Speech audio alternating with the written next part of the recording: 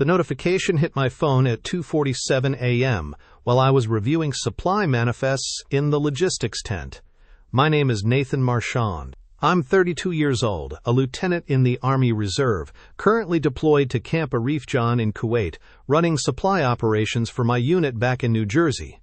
The desert heat never stops, even at night, but the cold feeling in my stomach had nothing to do with the temperature. The alert was from my credit monitoring app. New account opened. Medical billing services. Authorization confirmed by voice verification. I stared at the screen. The timestamp showed the account was opened 6 hours ago. That would have been 8:47 p.m. Eastern Time. I was here in Kuwait. Had been for 3 months. I opened the banking app. The account was real. Already showing a balance of negative $4,000. Charges from something called Medcare Solutions. The address listed was in Phoenix, Arizona. I'd never been to Phoenix. The voice verification detail bothered me most. Banks don't just take anyone's word anymore. They use voice recognition software. Biometric matching. The system had to believe it was actually me speaking. I scrolled through the transaction history. The charges went back 2 weeks. All medical billing. All authorized by voice confirmation according to the notes.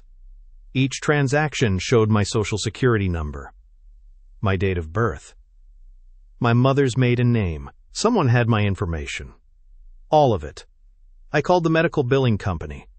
The automated system picked up immediately. Thank you for calling Medcare Solutions. If you're calling about account number ending in 7749, press 1. They knew I was calling. The system recognized my phone number. I pressed 1. Account holder Nathan Marchand, your recent payment of $1,500 has been processed. Your next scheduled payment of $2,000 will be automatically withdrawn on the 15th. Thank you for choosing Medcare Solutions. The line went dead. I hadn't made any payments. I hadn't scheduled anything. But somehow, the system knew exactly who I was. My hands were shaking as I opened my laptop. The secure military internet connection was slow, but I managed to log into my primary bank account. Everything looked normal there. Checking. Savings. The automatic allotment from my military pay. Nothing unusual. But there was a new beneficiary listed on my account. Someone named Melissa Chen, listed as my spouse. Authorized for full account access in case of emergency situations. I wasn't married. I'd never heard of Melissa Chen. The authorization was dated 2 months ago, right after I'd deployed to Kuwait. The signature on the digital document looked exactly like mine. The Melissa Chen discovery sent me down a digital rabbit hole that consumed the next 6 hours. I pulled every financial record I could access from my laptop. Credit reports, bank statements, insurance policies, even my military benefits portal. She was everywhere. Listed as my emergency contact on my health insurance. Authorized user on a credit card I'd never opened. Primary beneficiary on my life insurance policy through the military. The changes all happened within a 3-week window in September, right after my unit shipped out. I'd been engaged to Rebecca Torres for 8 months. We'd met at a coffee shop near Fort Dix when I was finishing my logistics certification. She worked as a medical billing specialist for a healthcare consulting firm in Trenton. Smart, organized, understood the demands of military life. Rebecca knew everything about my schedule, my social security number, my mother's maiden name. She'd helped me set up automatic bill payments before I left. Had access to my laptop password because we'd planned our wedding online together. The voice recordings were the missing piece. I found them buried in a folder on my laptop labeled Wedding Planning. Audio files dated from August. My own voice saying things I'd never said. Yes, this is Nathan Marchand. I authorize the account changes. I confirmed the beneficiary update to Melissa Chen. Please process the medical billing authorization. The recordings were perfect. Every inflection, every pause, exactly how I spoke. But I'd never said those words. The metadata showed they were created using audio editing software. spliced together from phone calls Rebecca and I had made while planning our wedding. She'd recorded our conversations, saved every voicemail I'd left her, built a library of my voice patterns, and created authorization recordings that could fool any bank's verification system. I called Rebecca's number. It went straight to voicemail. Her voice, cheerful and familiar. "Hi, you've reached Rebecca. I'm probably helping someone navigate their medical billing. Leave a message and I'll call you back." I didn't leave a message. Instead, I called her workplace. The receptionist at Healthcare Solutions Group told me Rebecca Torres had resigned 3 weeks ago. No forwarding information. No explanation. My laptop showed she'd accessed my email account 47 times since I deployed, always during my sleep hours in Kuwait. She'd deleted the access logs, but the backup security files still showed her IP address, the same IP address that had been used to authorize the Melissa Chen account changes. I spent the rest of the night tracking financial damage. The fake medical billing scheme had generated $18,000 in charges across 3 different accounts, all authorized by my voice, all processed through legitimate banking channels. Rebecca had created an entire identity for Melissa Chen.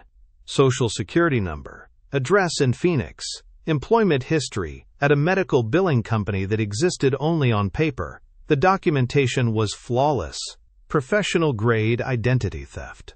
But she'd made one mistake. The phone number listed for Melissa Chen was Rebecca's old work number at Healthcare Solutions Group, the same number I'd called dozens of times when we were planning our wedding. I had everything I needed to prove the fraud. The voice recordings, the IP address logs, the fake identity documentation. But I needed help from someone who understood how to handle this legally. I called Staff Sergeant Maria Valdez. She worked in the Judge Advocate General's office at Fort Dix. We'd served together in Afghanistan 2 years ago. She understood military financial protections and civilian fraud prosecution. "Nathan, what time is it there?" Her voice was groggy. "Maria, I need help. Someone's been using my identity to commit fraud while I'm deployed." "How much?" $18,000 so far. Maybe more."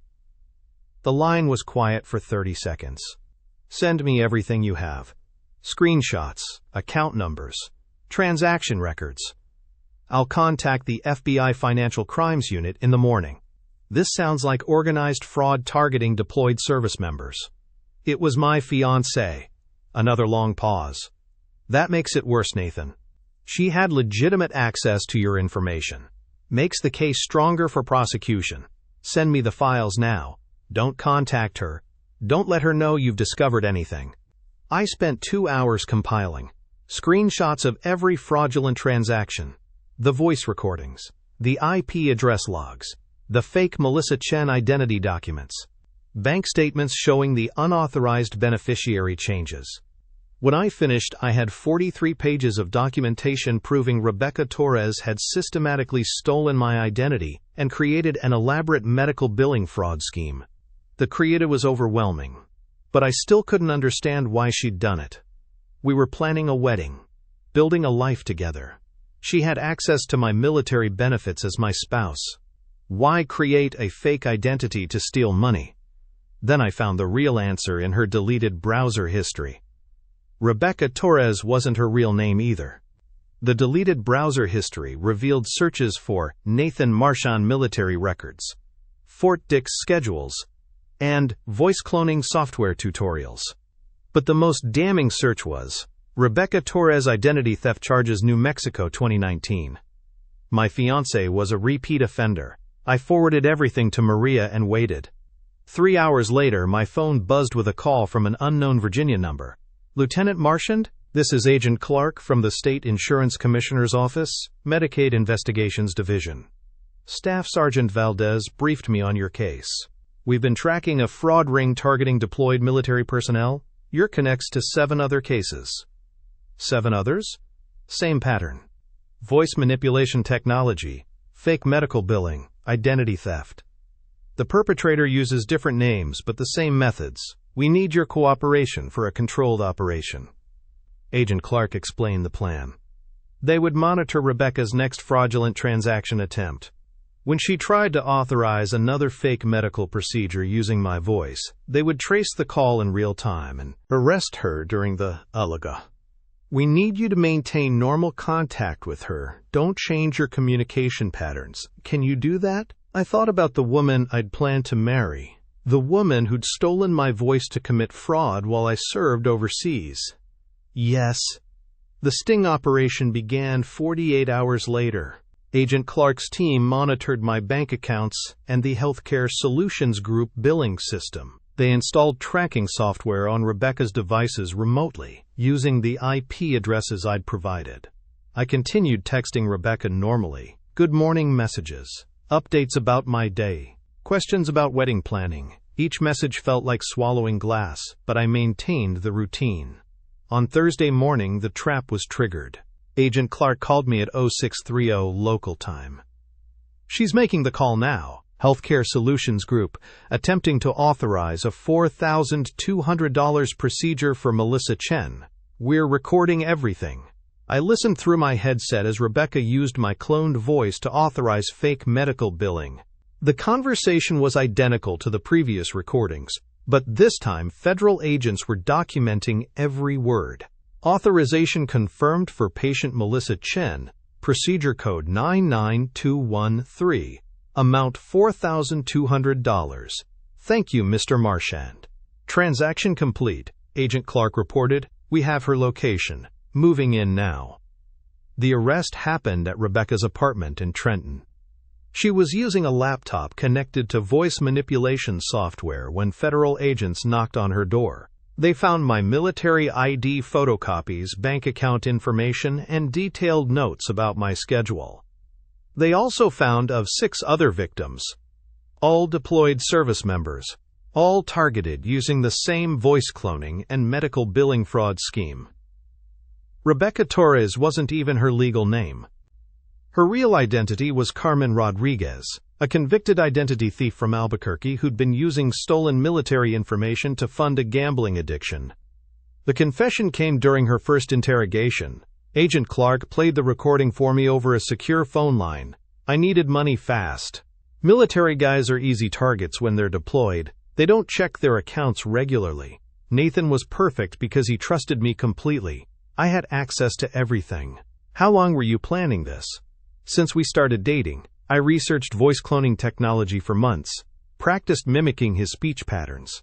The medical billing fraud was just the easiest way to steal large amounts without triggering immediate suspicion. Did you ever intend to marry him? No. I was planning to disappear after the ended, take everything and start over somewhere else. The recording lasted 47 minutes. Carmen Rodriguez confessed to stealing $23,400 from my accounts and an additional $67,000 from 6 other deployed service members. She was charged with identity theft, wire fraud, and conspiracy to commit fraud against federal programs. The prosecution moved quickly because of the military connection and the organized nature of the crimes. I testified via video link from my base. The prosecutor asked me to describe the impact of the fraud on my military service and financial security. She stole my voice, I said. She used my identity to commit crimes while I was serving my country overseas. The betrayal was complete. Carmen Rodriguez was sentenced to 8 years in federal prison and ordered to pay $127,000 in restitution to all victims. My bank recovered the stolen funds within 60 days, but the case didn't there. Agent Clark's investigation revealed that Healthcare Solutions Group was complicit in the fraud scheme. They'd been processing fake medical authorizations without proper verification for over 2 years. The company was fined $2.3 million and required to implement new voice verification protocols for all medical billing authorizations. I helped Agent Clark contact the other victims. 3 were still deployed. 2 had returned home to discover their credit destroyed. 1 had been denied a security clearance renewal because of the fraudulent financial activity. We formed a support network, shared information about credit repair and identity theft protection, helped each other navigate the legal process and financial recovery. The investigation expanded to include 12 more cases across 4 states. Carmen Rodriguez's fraud ring had been operating for 3 years. targeting military personnel exclusively. 6 months later, I received a call from the FBI Financial Crimes Unit. They wanted me to speak at a conference about military identity theft prevention. Your case broke open the largest military-targeted fraud ring we've seen, the agent explained. Your collection and cooperation led to 14 arrests and $400,000 in recovered funds. I accepted the speaking engagement. If my experience could prevent other service members from being victimized, the betrayal would serve some purpose. The final legal resolution came 8 months after the arrest. Carmen Rodriguez's appeals were denied. Healthcare Solutions Group implemented the required security protocols. All victims received full restitution, but the personal cost couldn't be measured in dollars. I'd lost my ability to trust completely. Every relationship would be filtered through the knowledge that someone I'd loved had systematically planned to destroy my financial life while I served overseas. The ended 2 weeks later. I returned to Fort Dix with a different perspective on loyalty and deception. 12 months later, I sat in my apartment in Trenton, reviewing financial statements that finally showed clean credit reports across all 3 bureaus. The numbers told a story of recovery that had taken longer than the fraud itself. My security clearance had been renewed without issue. The investigation records actually worked in my favor, demonstrating my vigilance in detecting and reporting financial crimes. The Army valued that kind of attention to detail. The speaking engagements had evolved into something more substantial. I host webinars on how to dispute false medical charges. The sessions draw hundreds of military personnel and their families each month. Agent Clark often joins as a guest speaker, explaining the investigative process from the federal perspective. Last week, I received an email from Sergeant Martinez, one of the fraud victims we'd helped connect with legal resources. His credit score had finally broken 700 again. He was buying his first house next month. The support network we'd formed had grown to include 43 military families affected by various forms of identity theft. We shared resources, legal contacts, and strategies for financial recovery. What started as a criminal investigation had become a community of people rebuilding their lives. Carmen Rodriguez was serving her sentence at a federal facility in Pennsylvania. I'd received notification that she'd applied for early release twice. Both applications were denied. The judge's original sentencing had included a note about the particular cruelty of targeting deployed service members. Healthcare Solutions Group had been acquired by a larger medical billing company. The new ownership implemented voice biometric verification for all authorization requests. The technology cost them $800,000 to install, but it prevented the type of fraud that had destroyed my financial life. I'd started dating again 6 months ago. Sarah was a civilian contractor who worked in cybersecurity. She understood operational security and the importance of protecting personal information. Trust was building slowly, but it was building. The apartment was quiet except for the hum of my laptop running credit monitoring software. I checked the alerts twice daily now, a habit that would probably never fade. The hypervigilance was a small price for peace of mind. My phone buzzed with a text from Agent Clark. Another case had broken involving military medical fraud. They wanted my input on the investigation approach. I typed back that I'd review the files tomorrow. The work felt meaningful in a way that logistics coordination never had. Every fraud ring we dismantled meant fewer service members would return from to find their lives destroyed by someone they'd trusted. I closed the laptop and walked to the window overlooking the base. Night shift personnel were heading to their posts. The routine continued regardless of individual betrayals or recoveries. The financial damage had been repaired. The legal justice had been served. The personal healing would continue for years, but it was progressing steadily. It was finally over, and the silence felt earned.